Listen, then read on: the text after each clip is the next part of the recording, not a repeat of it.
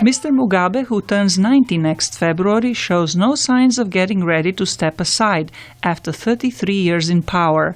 The Election Commission said nationwide turnout was high, but it is not clear whether this will benefit the incumbent or his 61-year-old challenger. In a country with a history of election violence, the big question is whether the loser will accept the result. African Union Observer Chief, former Nigerian President Olusegun Obasanjo, said initial reports show the elections have been mostly peaceful. So far from our observers who went out to the field,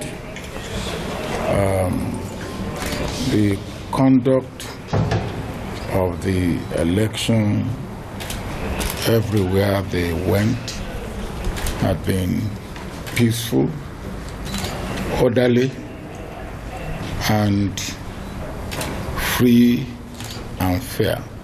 Mr. Mugabe has run the Southern African nation since independence from Britain in 1980, first as Prime Minister and since 1987 as President. His subsequent re-elections have been marred by claims of widespread vote rigging and voter intimidation, earning him economic and political sanctions from the United States and the European Union. As a result of the sanctions and years of a mishandled economy, the once prosperous African country fell into chronic poverty, depending on international aid to feed its citizens. The opposition already has listed a series of alleged irregularities, including thousands of voters finding their names missing from the electoral rolls.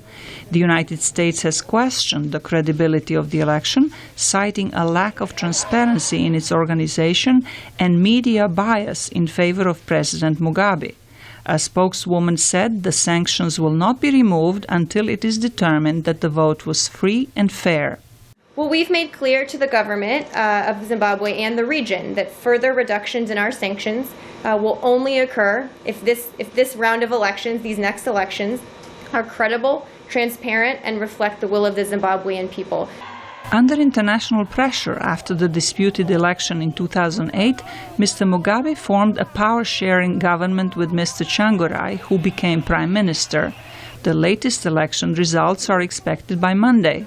If the vote receives broad approval and the sanctions are eased, Harare may be able to get international loans for investment needed to rebuild its dilapidated economy.